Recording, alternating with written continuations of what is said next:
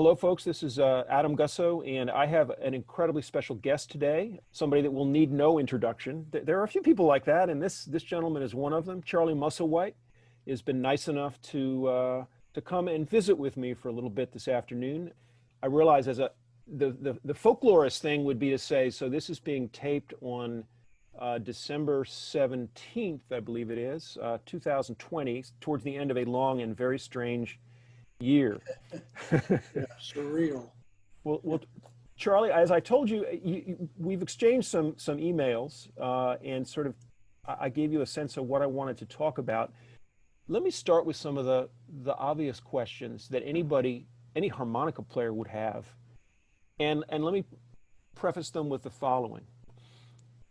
You're an amazing player. You've had a long career. You're an elder in the world of blues and blues harmonica.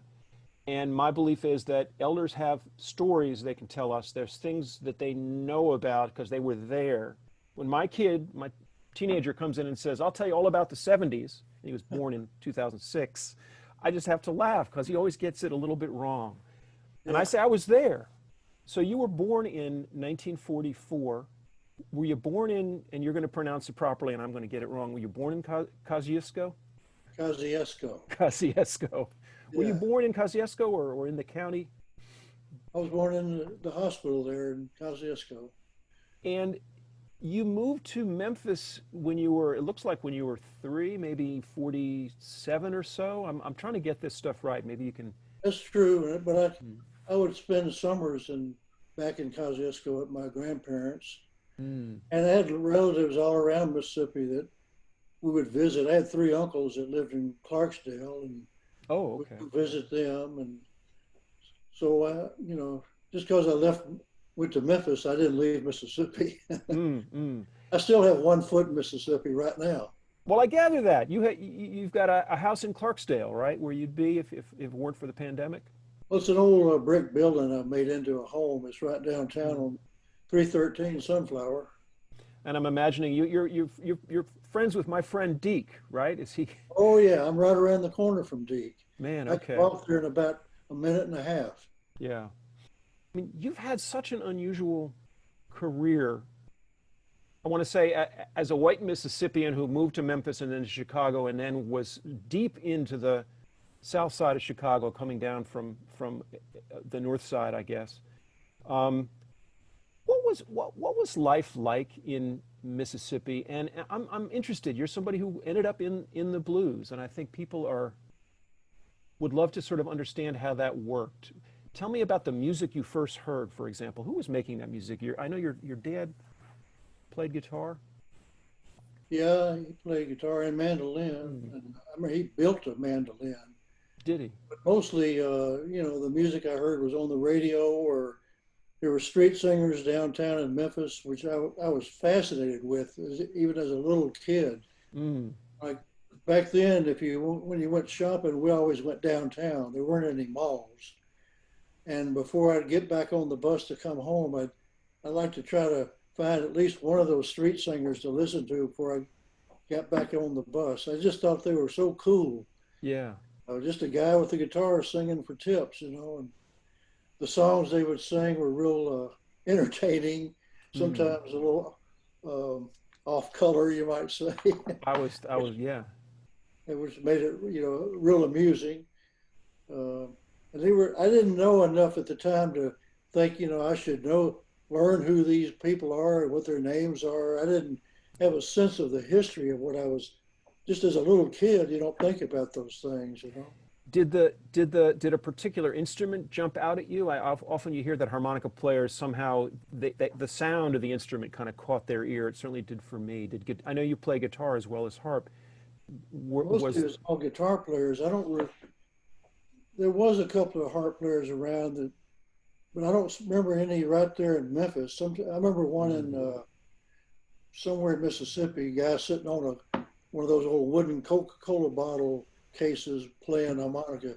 He was playing spiritual tunes. I asked him if he could play some blues. He said, Lord, don't allow no blues. But you could tell he could play if he wanted to.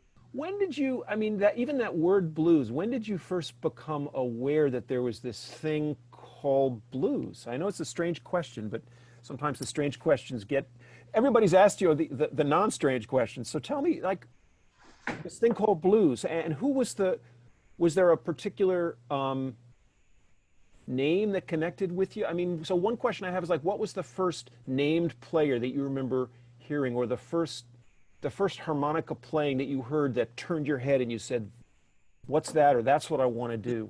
Was it that guy in your hometown, or in Well, first of all, I don't really remember the first time I heard the term blues. It just was part of the environment. You know, it was just there. I liked all kinds of music, and gospel and hillbilly and whatever, some pop music, you know. Rockabilly was happening about when I was a teenager. Yeah, yeah, yeah.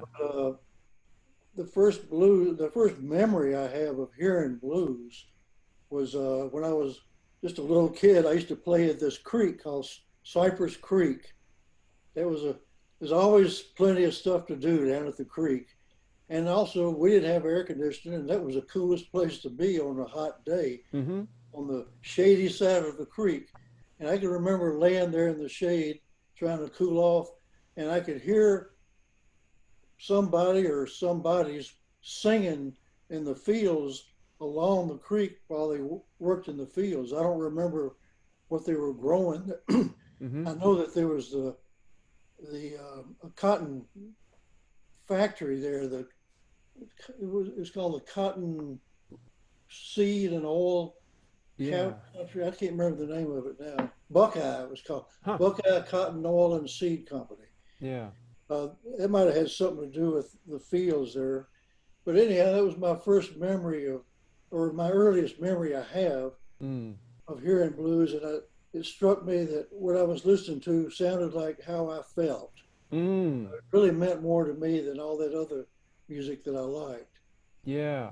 As far as harmonica players, on the radio, every night, I think at 9 p.m., Rufus Thomas would come on playing Hootin' Blues by Sonny Terry. Sonny Terry, yeah. Yeah, and it was great to hear that on the radio.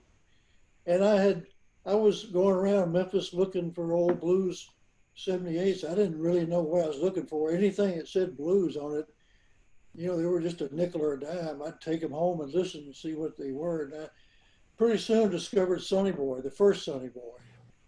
You mean John Lee? Is that John Lee Williamson you're talking about? Yeah. And I still have some of those 78s. And to me, he still sounds great. I just love the way he sounded. When I heard Little Walter, he sounded to me like rock and roll. It didn't sound as good to me as that first Sonny Boy. I remember my own teacher, Nat Riddles. I remember the first time that I was around somebody who could do that Sonny Boy style.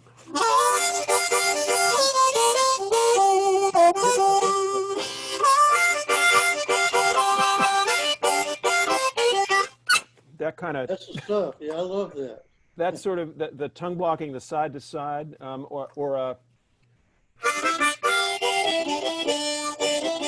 But of course, right away I start to say, well, wait a minute, now that's Junior Wells doing. It's just so logical, you know. It just makes sense, and it's just so satisfying to hear it. Yeah, and it's a style. Who was the Forest City Joe? Now, did you ever meet Forest City Joe? I knew people that knew him. I didn't ever meet him myself. I had at least 178 of his, something about women on the street or something. And I knew people that knew him. I did meet Boy Blue. What was his name? Roland or something. I don't know. I remember somebody hired him he was going to work on their carburetor, and he got this kit and took it all apart on the dining room table.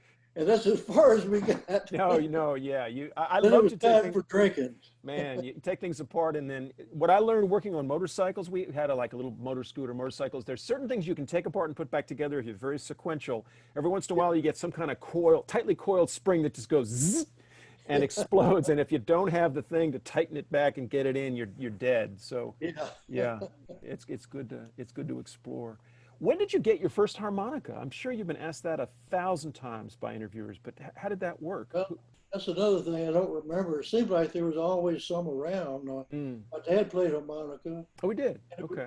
It was a common toy. It seemed like everybody had one. It seems like, and I used to just kind of toot around on it as a kid, just making up stuff. I wouldn't, before I even thought about playing blues. But I remember around 13, I'm thinking about, I'd been listening to Sonny Boy and these other harmonica players, and I thought, you know, you have a harmonica. It sounds so good to listen to it.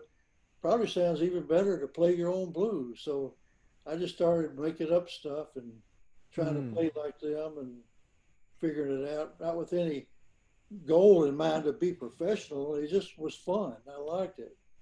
Did you, you know, a guy like me coming up in what I call downstate New York in the 1970s, I didn't know anybody who played I knew just a kid in my school who played blues guitar. He, you know, sort of rock blues style. He showed me how to bend a note, how to get that in blues terms on the harp would be to sort of get that three-hole draw down a little bit. On guitar, of course, you're squeezing it up, you know.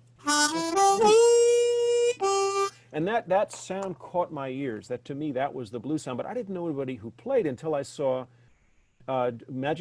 James Cotton opening for the Jay Giles Band with Magic Dick in '75, and then my mind was fully blown, and I said, I've just seen, that's it, you know, whatever it is, that's it. Yeah. But I had records. Did you? Was there some point at which, I mean, you say you bought the record, so did you sit down the way Robert Johnson did, or the way I did, or the way zillions of people in the old days before we had MP3s? Did you sit down and put the needle on the record and try to copy something off the record, or was that not a part of your learning curve?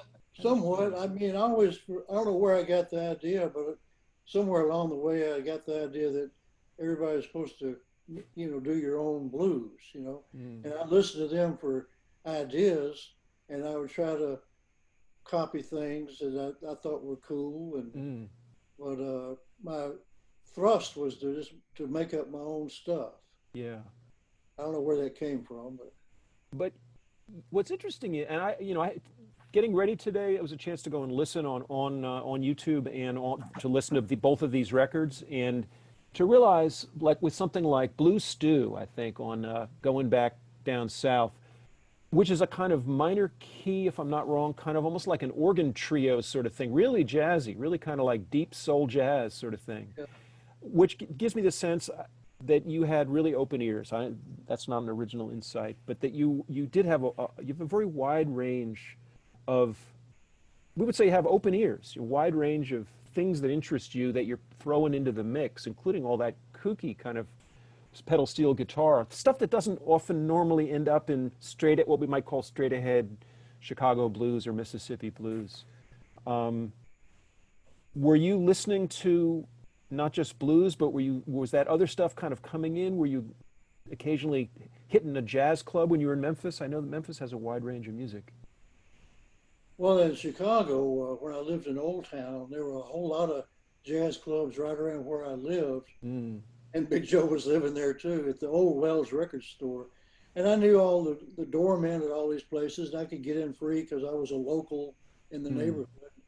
I got to hear just tons of live jazz in all those clubs. Plus, in all those blues clubs, there was a lot of jazz on the jukeboxes, especially, you know, like Brother Jack McDuff and Jimmy all McGriff, Jimmy McGriff, or all those organ trios. Oh, Jimmy Smith. Sound like blues, just you know, uptown instead of downtown. Yeah. You know, I want to get to Chicago, but I want to ask a little bit more. I know that in Memphis, Furry Lewis, there were certain serious blues players that you ended up kind of hanging out with. Was it all hanging out, or was there a moment, and this is what I'm curious about, and as you know, one of the things we're sort of touching on is this book that I've got called Who's Blues? Facing Up to Race and the Future of the Music, and one of the things I talk about there is just how the blues is learned these days. We live in such a different world, and this is where, again, you're born in '44, so you've seen the whole thing. It's like not from the very beginning, you know, not from Honeyboy Edwards might have been the generation ahead of you, but I mean, you more than anybody around, you've sort of seen the full spectrum. And I think for people who on my blues harmonica channel who might be used to the idea that, you know, a guy comes on YouTube and he plays something and he teaches you what he's doing, or he has a tab sheet. That's not how you learned. But did you have any kind of thing that deserves to be called a lesson of any sort, like where Furry Lewis said, let me show you what I'm doing? Or did you just watch people play and try to sample it into what you were doing? How did that work? Well, with guitar, it's pretty much just I would watch, and like if it was later on when I had a guitar and I would see the street singers, I'd watch what they were doing and go home and try to figure it out, which was really hard sometimes because I didn't realize they had different tunings, and it just didn't work when I got home. I know he played it that way, but it doesn't sound the same. The tunings, God, yeah. But harmonica, you can't see anything. I mean, you can talk about it, but you can't really watch what somebody's doing and get too much out of that. That's right. Mostly it was like listening and just kind of soaking it up and playing, just jamming around. You know, it'd be jams and things. Yeah.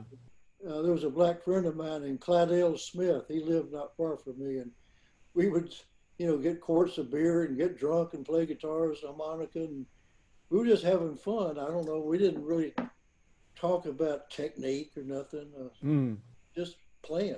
Just playing, and of course we're in a time of pandemic now where the idea of sort of just getting together and hanging out, and it seems such a distant world. But we'll be back to that. I know that's going to happen.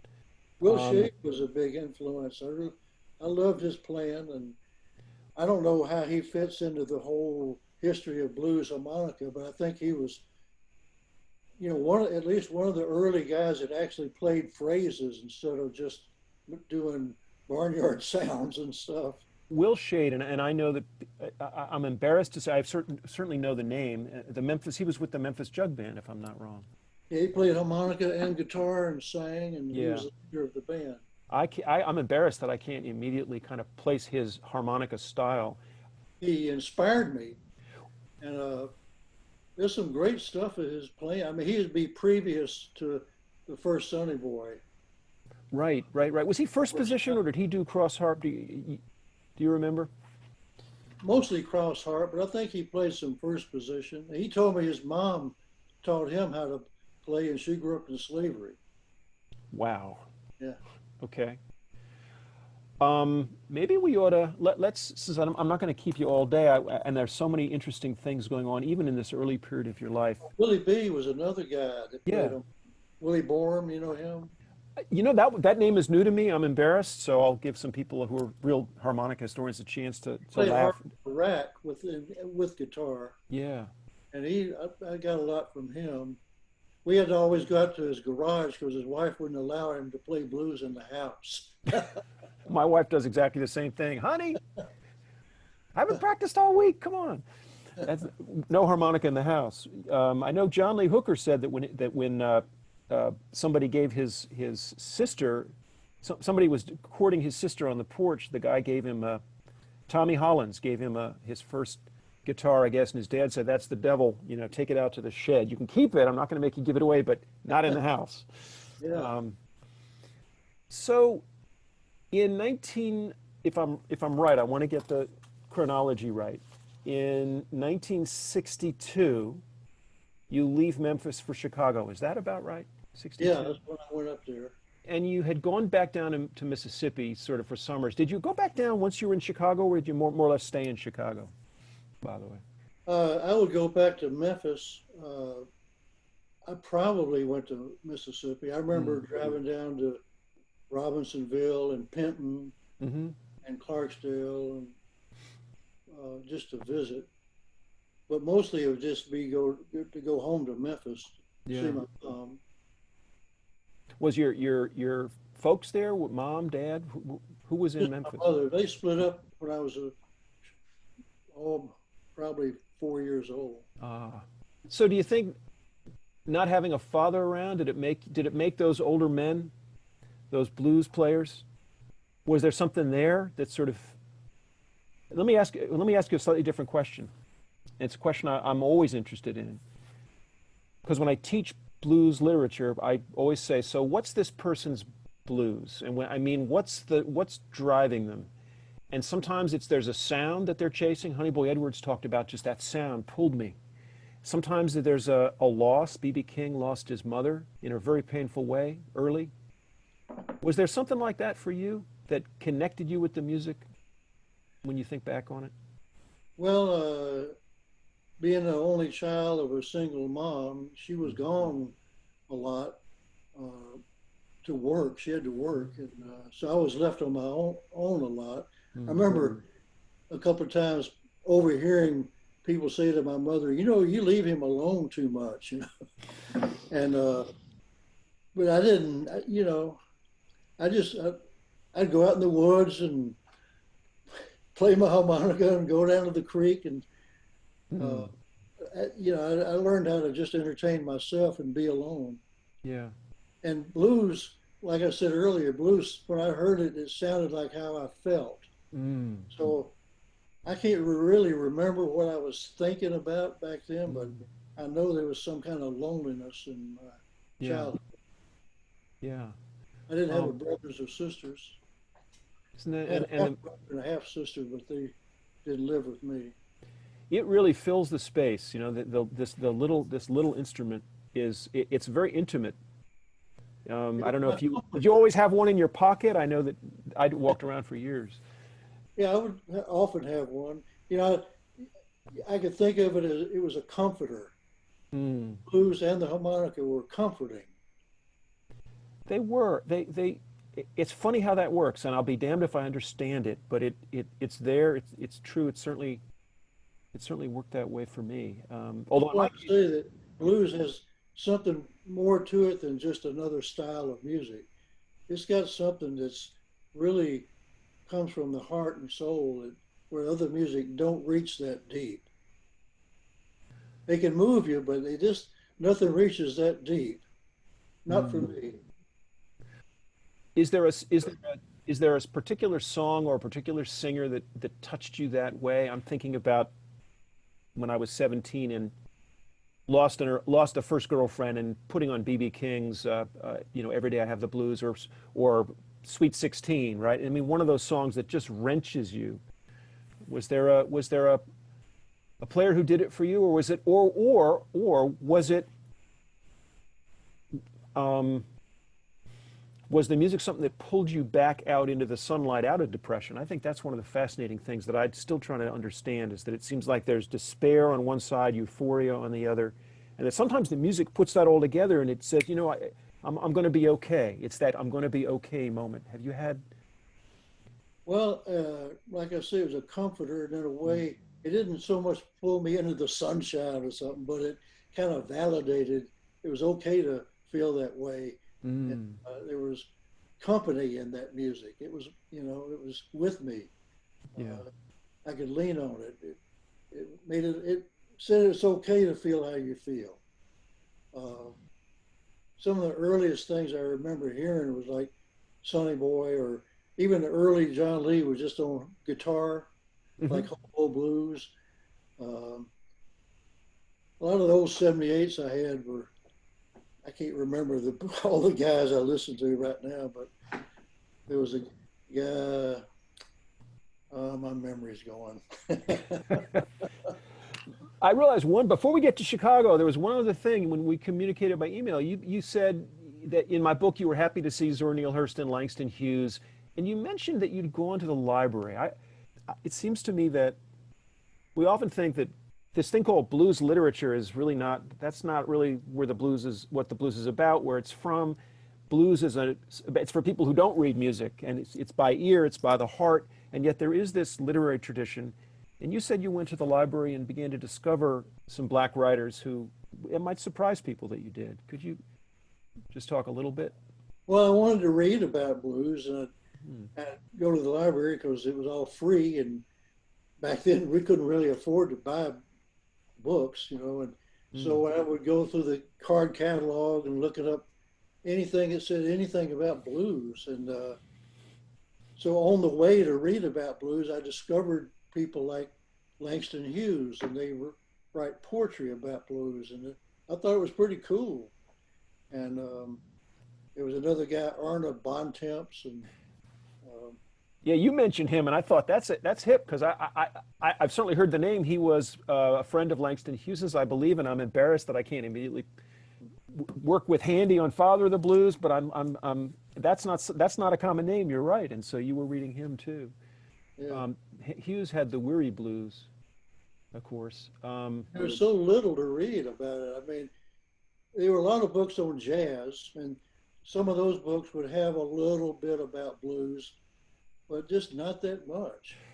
And then you mentioned in an interview, you said Samuel Charter's The Country Blues, which came out in, I think, 1960, was important to you. Talk a little bit about that. Well, finally, here was a book all about blues from beginning to end. And the way Charters wrote really kind of romanticized it, or made it was real readable. I really enjoyed reading that book. And it told me that guys like Furry Lewis lived right there in Memphis, and Will Shade. I didn't know who lived there or who lived anywhere. I didn't do nothing much. So it was nice to find about guys that were still alive and country blues.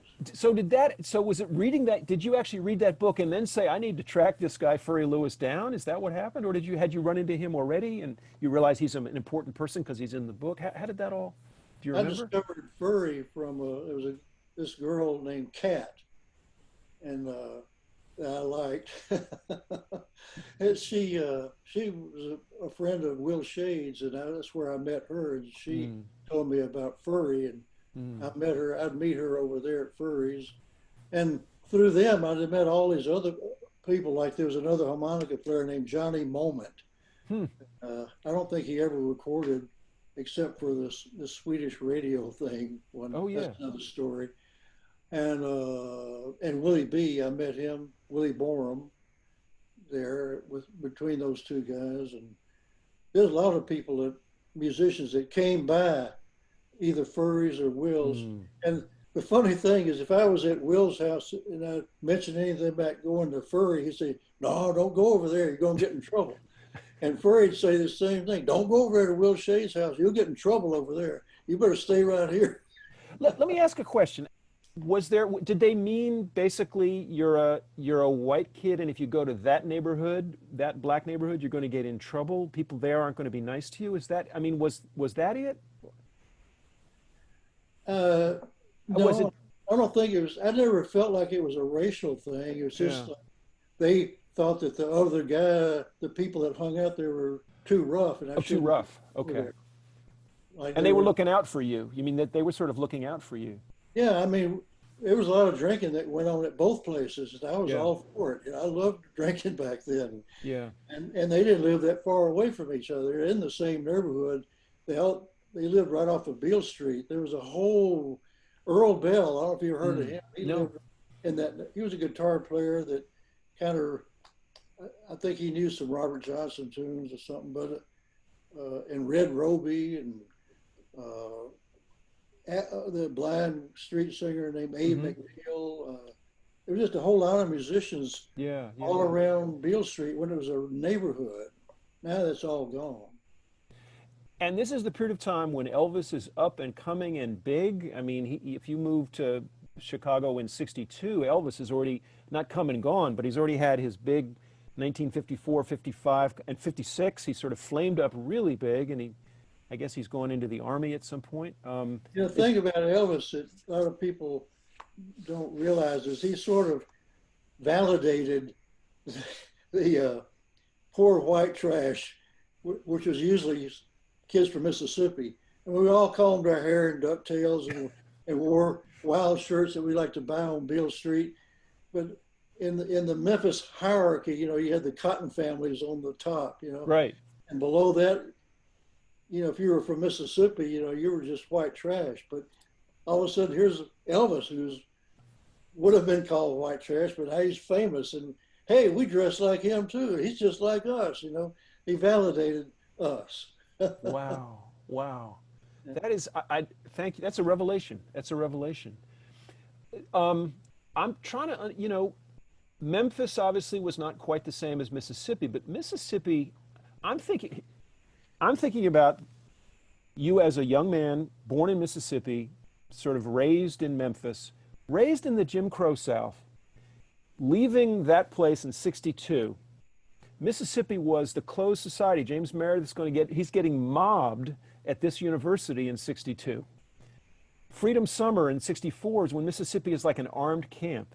You're a white Mississippian coming out of there, going to the South Side, going to Chicago, and then hanging out on the South Side, mostly with black Mississippians, I suppose, but folks, some of whom came to Chicago to get away from the white Southerners who were picking on black people. I'm phrasing it in these stark terms because I don't think it tends to get phrased that way.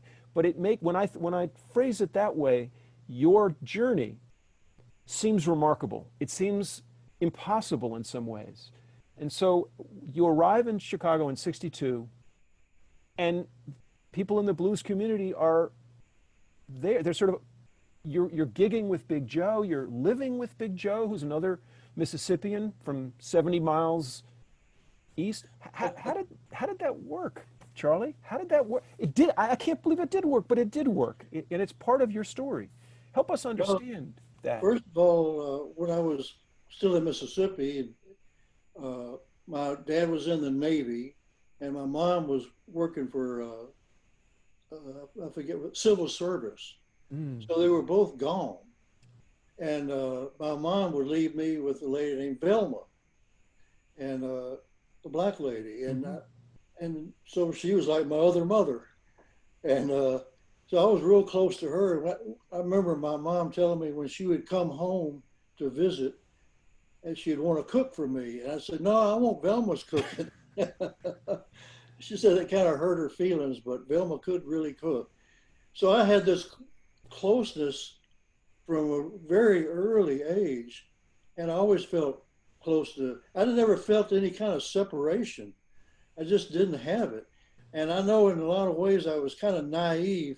Growing up in Memphis, there it was, I was in the middle of this segregation, the separate water fountains, separate bathrooms. That's what I mean, yeah.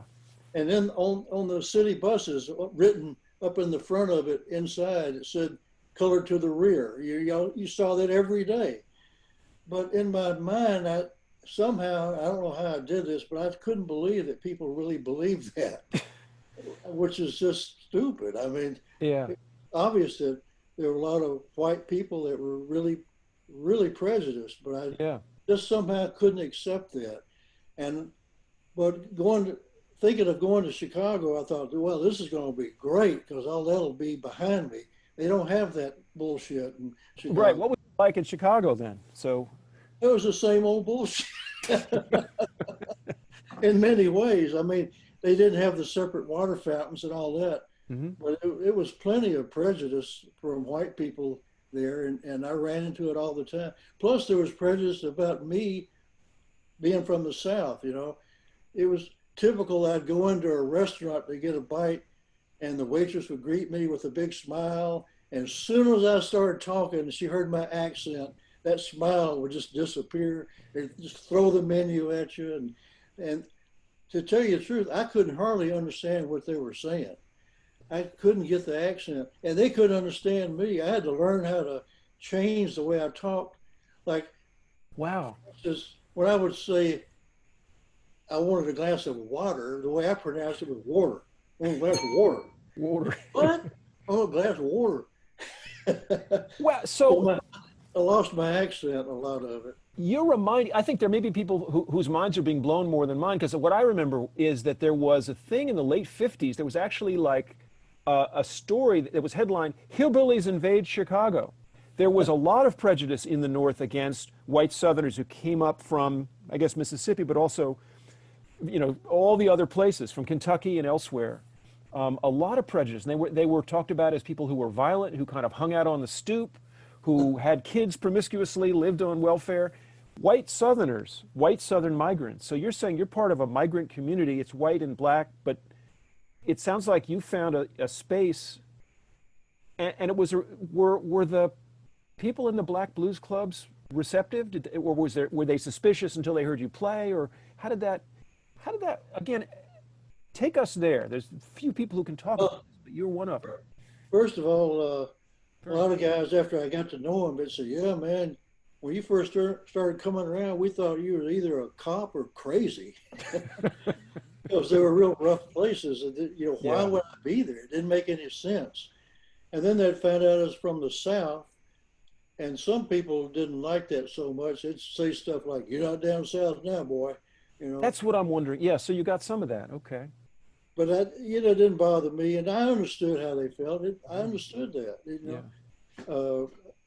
But a lot of times I really noticed that when I'd be introduced to somebody else, with musicians, they'd almost always say, "Charlie's from down home." That was important. It meant something. I wasn't a local white Yankee. I was from down home. From down home. And that set me apart in their minds, Isn't that interesting? And so what I'd love to do now is sort of talk again. I can't keep you forever, but we'll have to do this again and talk about the later phase. Sure. But hardly scratching the surface. We're scratching the surface, but you're so the way the story goes, the sort of common story is you and Paul Butterfield and Mike Bloomfield were sort of this first generation of white blues musicians. And if you go to Wikipedia, I think we need to rewrite your entry because they start out with this idea of the white blues musician. But tell me what the history books are leaving out. For one thing, I never heard anybody talk about this guy named Bill Lupkin. Is that a name? Was he there? Were there other players in your position, northern born or southern born? I'm talking about white players we've never heard of, guys who just maybe played a little harp or guitar, or was it really just you three and maybe Bill and maybe Corky Siegel, I'm guessing, at some point? How did that work? When I first got to Chicago, when I'm hanging out in the clubs, I'd be getting referred to as Paul. I said, "My name's not Paul." They said, "You play harmonica?" "Yeah, you're Paul." So it didn't take long to realize there was some other white kid about my age playing harmonica. Okay. And then later on, I met guys like Corky, and there was a few other guys like that Bill guy you mentioned. I can't really Lupkin, remember him, but I remember that name. And there was a guy named Applejack that played. Applejack. And there was a guy that called himself Chicago Slim. I don't remember his real. Oh yeah, his last name was Schiff. Schiff. I don't remember his first name. But I remember the first time I met him, Carey Bell introduced me to him. Yeah. He starts going on, "I've heard Butterfield, I've heard Musselwhite, and I can cut them all." And he didn't even know who I was. I didn't say that. I thought it was amusing. Me and Carey were just cracking up because he really couldn't play. Carey was from Mississippi too, right? Yeah, me and Carey were real good friends. He'd play bass with me and Johnny Young or harmonica too. We'd take turns playing harmonica. And we did a lot of hanging out together. He was a good friend. I saw Carey a number of times. I never really got a chance to talk with him, but I loved his style. He had a kind of wildness in his playing. We played on Maxwell Street a lot together, and we'd get out there real early so we could go to the bootlegger and get ourselves right before we hit the street, because you couldn't buy alcohol on Sundays before noon, I think, and you started on the streets there around 9 a.m. So how old were you and how old was Carey? Give us a sense. What year would this have been? When were you doing the Maxwell Street with Carey Bell? Probably at least 63, 64, 65 in there. So you're 20 and 64, and is he a little older? When was he born, Carey Bell? I realize I don't know. I don't know. He was a little older than me, I think. I mean, we never talked about it. And so you're out there, and were you playing guitar to his harp, or were you both playing harp? How did that work? I was just playing harmonica. The way they would work it was you'd have two harmonica players. Yeah. And when one was playing, the other would walk around through the crowd with a cigar box getting tips. Oh, you tag team. So you tag team. You'd play a few songs, he'd play a few songs, or? Yeah. And the lady that ran the cord out from her kitchen, the extension cord to the amps on her back porch there at 14th and Newberry, we'd give her some money and we'd split up the rest. I don't remember who got how much, but we would split the money 50-50 after we played her. Wow. Paid her. Tell me, so I'm going to ask the gearhead question. It's the first time that harmonica amps have been mentioned. So what were you playing through in those days? And what kind of mic, what kind of amp? Do you remember it all? Or did it? You know, I really don't remember. It seemed like to me all those old amps worked okay. They didn't have solid state then. And the microphones, you know, the static mics that everybody wants now. Yeah. Back then, I remember buying a brand new one for like $4 or something. I mean, they were common. And I was under the impression that a lot of guys used them because they were common. They were cheap and they were everywhere. But nobody, I don't remember anybody ever talking to gear talk like they talk today, you know, like this kind of amp and that kind of mic and blah, blah, blah. Yeah. Pretty much any old mic and any old amp would probably work for you. And you played solo, or would occasionally a guitar player come along to back you up? How did that work? Well, I played with Johnny Young a lot, and also Robert Nighthawk and J.B. Hutto and John Lee Granderson. But I mean, in Maxwell I didn't play solo, no. When you did Maxwell Street, though, when you said you went out with Carey, I'm particularly interested in that thing, that tag teaming. So when you'd go out, but you'd have a guitar player there with you when you played with him? Johnny Young was playing guitar. Oh, okay. And Carey, and John Lee Granderson and Nighthawk, mostly. And Carey also played bass. We played in clubs together, too. Rose and Kelly's at 39th and Indiana and some other places I don't remember the names of. On 43rd and 47th Street and 58th Street and a lot of clubs throughout the South Side, not much on the West Side. West Side seemed like it had be more horn oriented, more modern, where the South Side was more country. More country, more down home. Yeah. You know, I haven't yet mentioned the name Little Walter, but there's no way I can not ask you about Little Walter, because I've never met anybody who knew Little Walter, and I'm certainly not a harmonica player. I would love to hear, do you remember the first time you saw him or met him? How did that, to the extent that you had any kind of relationship, and I know you did, how did you first encounter Little Walter?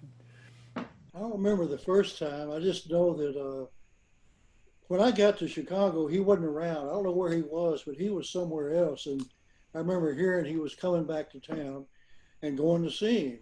And we became friends, and I just went to see him a lot. And he had his good nights and bad nights, and it was always fun. I mean, and he would look out for me, and I would kind of get in a little trouble now and then.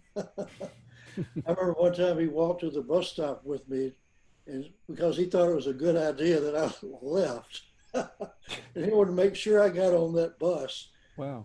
And sometimes he'd give me a ride home after the gig, or he'd have a long cord on his microphone. He'd kind of be walking through the crowd. He'd just give me his mic and harmonica and say, "Play, boy," and go over to the bar to talk to some lady or something.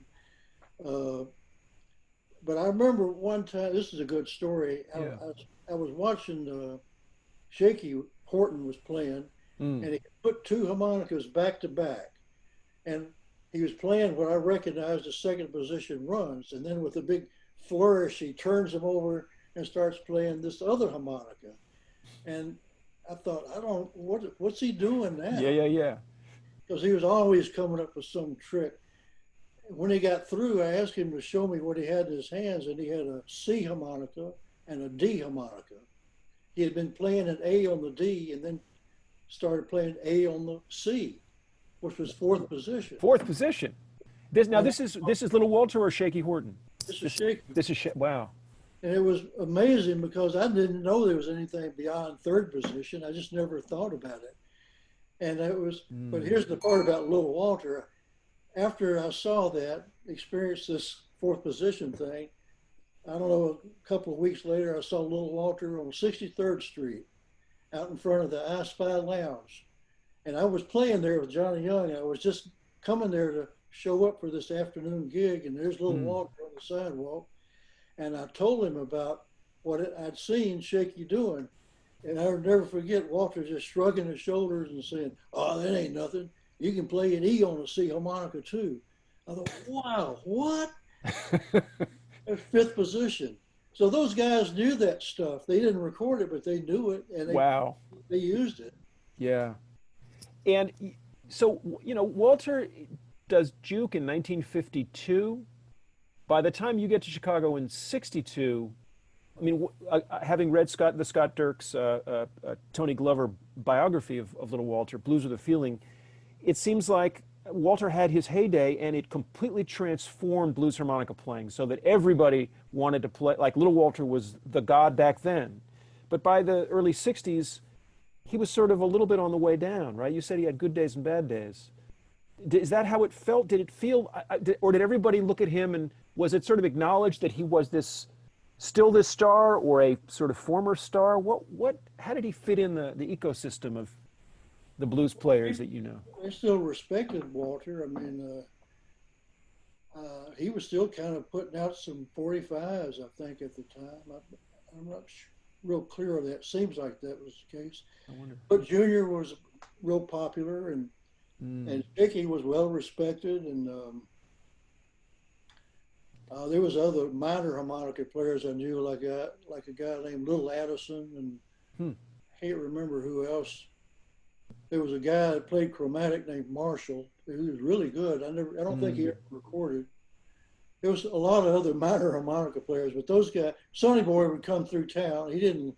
Rice Miller, yeah. I would see him when he came through. You'd see Sonny Boy too. Yeah. Yeah. He was a character. I'll bet. And you talked about shaky Walter Horton, big Walter Horton. I think now in the pantheon. It's funny when I listened this morning to all of Stand Back. I was just curious. And I was struck by your voice is immediately identifiable, even back then. I mean, it's amazing. And I heard the influence. I had read in some interview that Big Walter Horton was an influence on you, and I could hear the Big Walter Horton influence, this sort of solid, powerful kind of sound. Oh, thank you. Did these guys? At any point, did they say, "Hey, look, I'm going to give you a tip. Here's how to do such and such. You're doing this wrong"? Did you get those sort of informal teachings from any of these guys, or was it really just hang out with them, take the mic? Pretty much just kind of soak it up and learn it by osmosis. I would go over to Shaky's apartment sometime with the idea I was going there for a lesson, but we just end up drinking.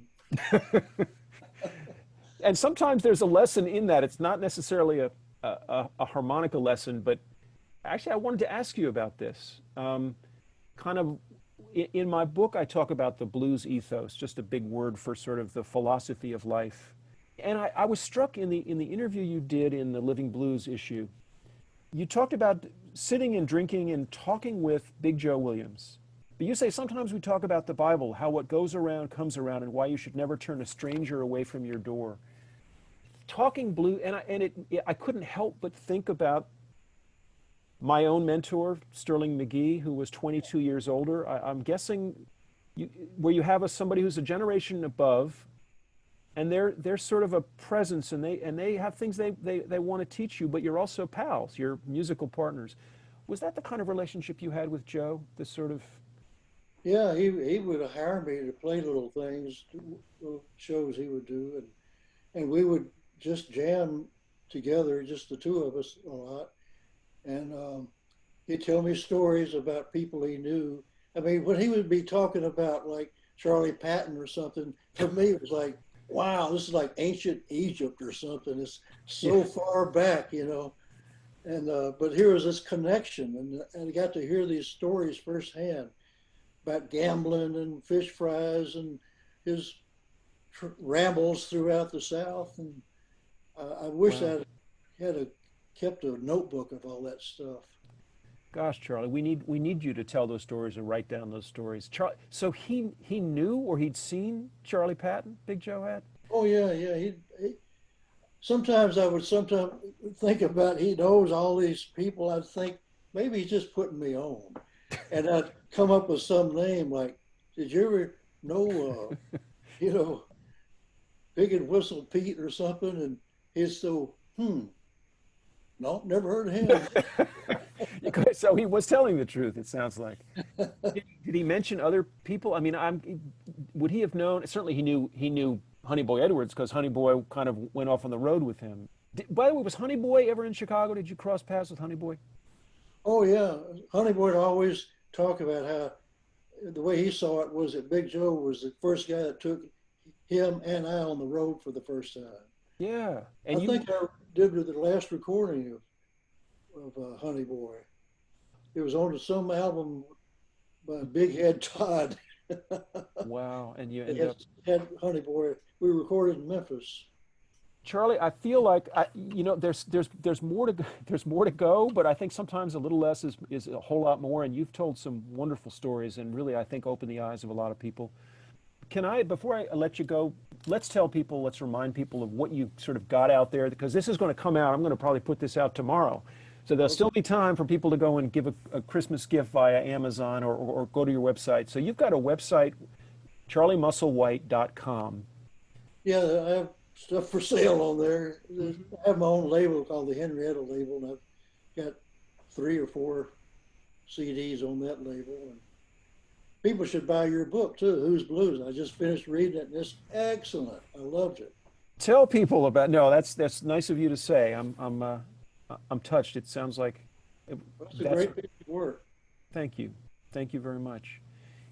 Before we go, you've got an album out now with Elvin Bishop called 100 Years of the Blues. Yep. I knew Elvin a long time, probably more like 60 years.